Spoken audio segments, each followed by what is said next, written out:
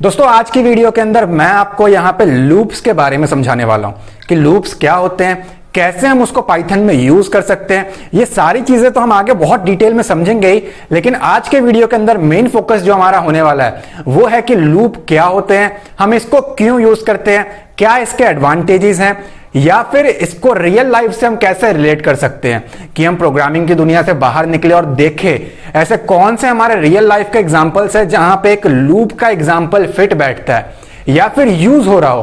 ये सारी चीजें मैं आपको बहुत ही डीप में समझाऊंगा। ठीक है, तो यहां पे हम लोग स्टार्ट करते हैं लूप से। अब पाइथन के अंदर आपको बहुत अलग अलग टाइप्स के लूप्स मिलते हैं, लेकिन जो तीन हमारे पास मेन है वो है हमारे पास, पहला है हमारे पास व्हाइल, दूसरा है हमारे पास फॉर लूप एंड तीसरा है हमारे पास नेस्टेड लूप।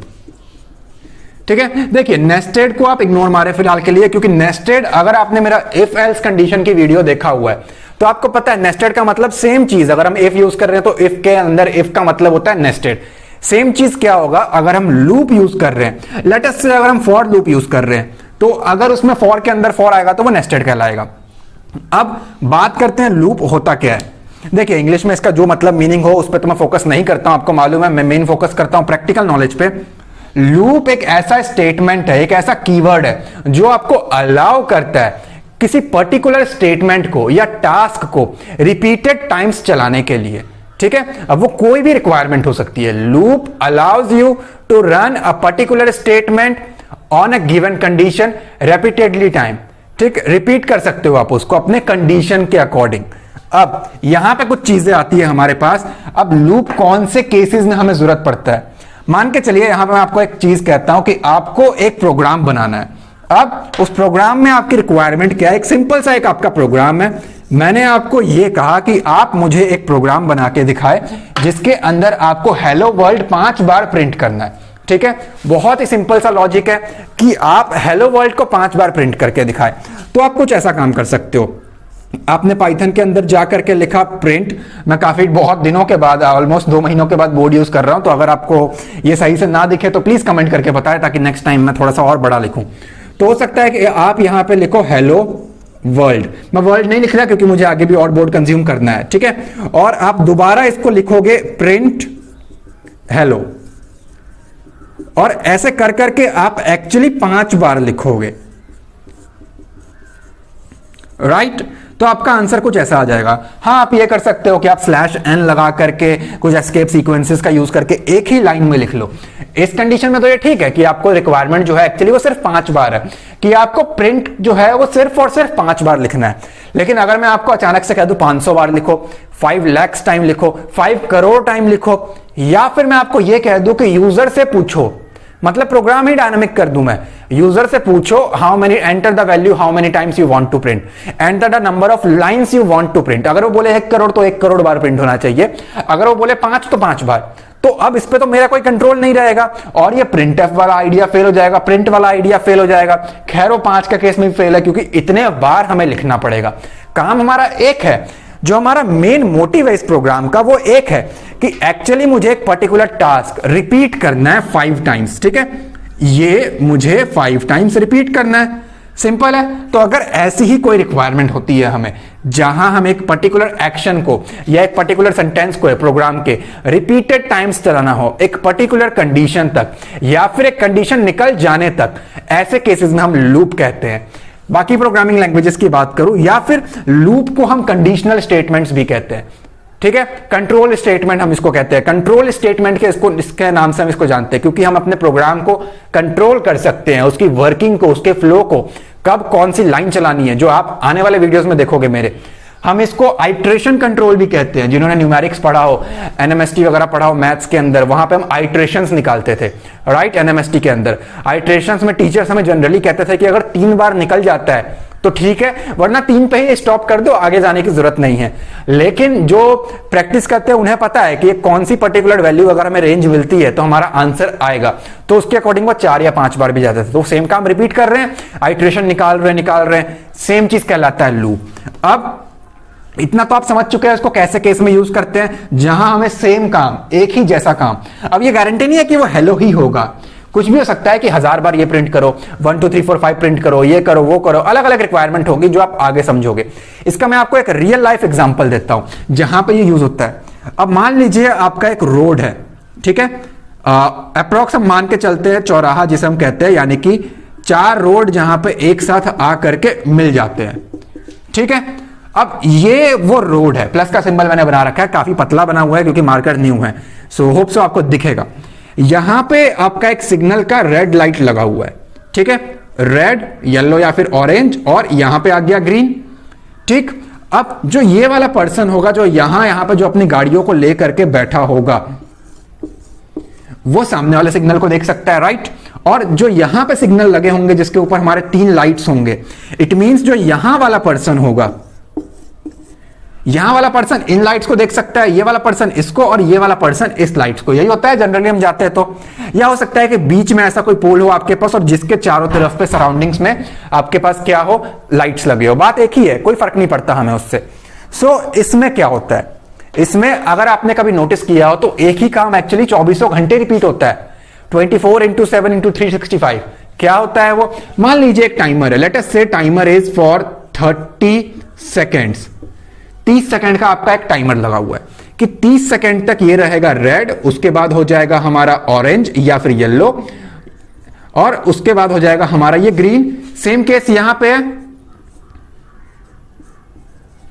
क्या होगा, मैं क्लॉकवाइज चल रहा हूं, मान लीजिए ये ऐसे काम करता है, तो ये रेड है, इसका मतलब क्या है, जिसको ये वाला सिग्नल दिख रहा है, इट मींस सामने वाला कम से कम वो रुका रहेगा, बाकी उससे मुझे मतलब नहीं है, उनके तरफ जो लाइट आ रहा हो वो ऐसे काम करेगा। आफ्टर सम टाइम 30 सेकंड के बाद हो सकता है ये 5 सेकंड के लिए चला जाए येलो पे, यानी कि वेट करो कुछ सेकंड के लिए, क्योंकि हो सकता है कुछ गाड़ियां पास कर रही हो, वो गुजर रही होंगी, तो उस बीच में हम नहीं चाहेंगे कि ये जबरदस्ती चला जाए और रोड क्रॉस कर ले, राइट। कुछ टाइम के बाद अभी भी ये गारंटी नहीं है कि ये खुलेगा या नहीं खुलेगा, हो सकता है ये बीचों बीच लगा और ये सिग्नल ये बंदे भी देख पा रहे हो, तो कुछ सेकंड के बाद जो कंट्रोल है वो ट्रांसफर हो जाएगा इसको, यानी कि अब क्या हुआ, ये पहले था रेड, या फिर हम मान लेते हैं ये पहले था रेड, अब इस बार हो गया ये ग्रीन, ग्रीन चलेगा, ये मान लेते हैं ग्रीन भी रहेगा ये 30 सेकंड तक। अब 30 सेकंड के बाद क्या होगा, ये वापस जाएगा 5 सेकंड के लिए येलो पे और वापस ये रेड पे आ जाएगा। जब ये रेड पे आएगा तो इसने कंट्रोल ट्रांसफर किया बगल वाले को, अब ये रेड पे है तो ये इसका ग्रीन हो गया करंटली एक्टिव, इसका ग्रीन एक्टिव हो गया, मतलब ये वाले बंदे रोड को पास करना शुरू कर देंगे, ठीक है। और कुछ सेकंड के बाद 30 सेकंड के बाद 5 सेकंड के लिए जाएगा ये वेटिंग पीरियड पे और फिर ये रेड पे आ जाएगा। अब ये अपना कंट्रोल ट्रांसफर कर देगा इसको, ठीक है, कि हाँ भैया अब तुम अपनी बारी चलाओ, फिर ये एक ट्रांसफर करेगा इसको और ये एक ट्रांसफर करेगा इसको।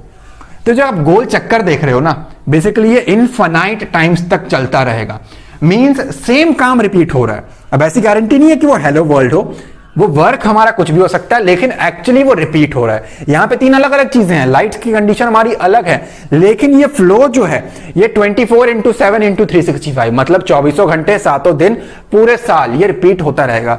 मैं उस कंडीशन की बात नहीं कर रहा जिसमें लाइट नहीं होती, वहां पे फिर एक बंदा खड़ा होता है चारों कोने के लिए। तो यहां पे आप नोटिस कर सकते हो ये फ्लो आपका चलता रहेगा इनफाइनाइट टाइम। इस केस में ये इनफाइनाइट है, ठीक है, अनलिमिटेड है, लेकिन हमारे केस में वो लिमिटेड रखेंगे, हम इनफाइनाइट तक नहीं चला सकते, हमारा कंप्यूटर हैंग हो जाएगा और हमारा इंटरप्रेटर पाइथन का हैंग हो जाएगा, ठीक है, ये अटक जाएगा, स्लो काम करेगा। लेकिन काम मेरा वही है, red yellow green, red yellow green, red yellow green. एक कंडीशन तो यहां पे भी है, कंडीशन क्या है कि एवरी 30 सेकेंड्स के बाद उसको ग्रीन से येलो लाइट पे लेके जा फॉर 5 सेकेंड्स, आफ्टर 5 सेकेंड्स उसको येलो से रेड लाइट पे लेके जा, लेटस से वहां पे 1 मिनट का टाइमर है जो भी है। तो ये चीजें होती है हमारी लूप्स के अंदर, वरना यहां पे आप इमेजिन नहीं कर सकते ये क्या काम होगा। हो सकता है पीछे क्लॉक लगा हो, वैसी बात है क्लॉक तो होगा, कुछ ऐसा डिवाइस होगा जो टाइमर चला रहा होगा अंदर, वरना कोई पर्सन वहां नहीं बैठा होता मैन्युअली कि वो बैठ करके हर कुछ सेकंड के बाद इसको चेंज करेगा। नो, वहां टाइमर लगा होता है और टाइमर के अकॉर्डिंग हमारा सारा काम करता है, राइट। तो इस तरीके से वो काम करता है एक पर्टिकुलर खुद ही कंडीशन पे। अब कई केसेस पे ऐसे होते हैं स्मार्ट सिटीज पे या डेवलप सिटीज पे, वहां एक्चुअली थोड़ा सा स्मार्ट काम करते हैं वो। उन्होंने कुछ सोलर की चीजें लगा रखी होती है, सोलर पैनल्स के, या फिर क्लॉक में कुछ ऐसी अरेंजमेंट्स की होती है उन्होंने कि क्या हो जैसे ही नाइट का टाइम आए, यानी कि लेट अस से शाम के 7 बज जाए, तो एक्चुअली हमें पता है कि एक पीक आवर होता है 7 से लेकर 9, जब ऑफिसों की छुट्टी होगी तो बहुत भीड़ लग जाएगी, तो उस केस में हमें टाइम्स को बढ़ा देना चाहिए, क्योंकि भीड़ बहुत लग सकती है अगर हम ज्यादा देर तक इसको रोक के रखें 30 सेकंड के हिसाब से। तो 9 बजे के बाद ज्यादा भीड़ नहीं होती, रात के 9 से लेकर सुबह 5 या 6 बजे तक, राइट, कुछ खास भीड़ नहीं होती सड़कों पे। तो उस टाइम अगर 30 सेकंड का टाइमर देना जाए तो वो बेवकूफी होता है, तो उस टाइम पे वो अपने आप को स्टिल रिड्यूस कर लेता है, उसकी प्रोग्रामिंग ऐसे की जाती है।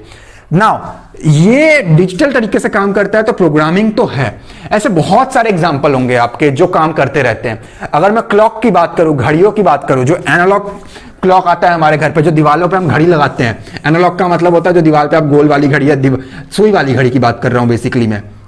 अब इसमें तो चलो हमारा एक डायल लगा होता है, अगर आपने इसको पीछे उल्टा घुमा के देखा हो, जहां पे आप इसकी सेल लगाते हो, तो जो हमारा पीछे एक ब्लैक सा पैनल होता है उसमें एक्चुअली गोल सा एक चक्री बना होता है, और यहां पे हम सेल लगाते हैं। जब हम इसको घुमाते हैं ना तो हम टाइम को चेंज कर सकते हैं, राइट। सो इसके अंदर प्रोग्रामिंग है या नहीं है वो नहीं कहा जा सकता, लेकिन इसकी वर्किंग स्टिल वही है, इनफाइनाइट, जब तक सेल है गोल चलते रहे, एक ही काम ये जिंदगी भर घड़ी आपको करके देगा। इस केस में नहीं समझ में आता, लेकिन मैंने इसको इसलिए रखा है क्योंकि ये गोल है। लूप एक्चुअली हम गोल तरीके से समझाते हैं, ठीक है, लेकिन जो आपका डिजिटल क्लॉक होता है, जो आपको नंबर्स में शो करता है, वो तो आपको सेम चीजें ही करके दे रहा है, डेली डेली का सेम काम रिपीट हो रहा है, डेली वही काम हो रहा है। तो ऐसे पर्टिकुलर चीजों में हम लूप्स को यूज करते हैं। मैंने बहुत डीप में आपको समझाया है, और आगे आने वाले वीडियोस में मैं आपको बहुत ही डीप में इसकी वर्किंग समझाऊंगा। आपको मैं ये तीनों लूप समझाने वाला हूं, कैसे आप इसको पाइथन में यूज करोगे, थ्योरी और प्रैक्टिकल में आपको दोनों समझाने वाला हूं। अगर ये वीडियो आपको अच्छी लगी तो लाइक और कमेंट जरूर करें और अपना फीडबैक दे। क्या ये फॉन्ट आपको छोटा दिख रहा है या मैनेजेबल है, आप इसको सही से पढ़ पा रहे हो या नहीं पढ़ पा रहे हो? क्योंकि मैंने आपको कहा बहुत दिनों बाद मैं बोर्ड यूज कर रहा हूं, तो हो सकता है मुझे एडिटिंग के टाइम पे मालूम पड़े कि फॉन्ट काफी छोटा रह गया, या फिर मैनेजेबल है, आप देख पा रहे हैं, ऑडियो क्वालिटी वगैरह ठीक है। चैनल पे नहीं हुआ तो सब्सक्राइब करें, बेल आइकन को क्लिक करके ऑल नोटिफिकेशन को ऑन करें, ताकि आपको लेटेस्ट वीडियोस की नोटिफिकेशन मिलती रहे।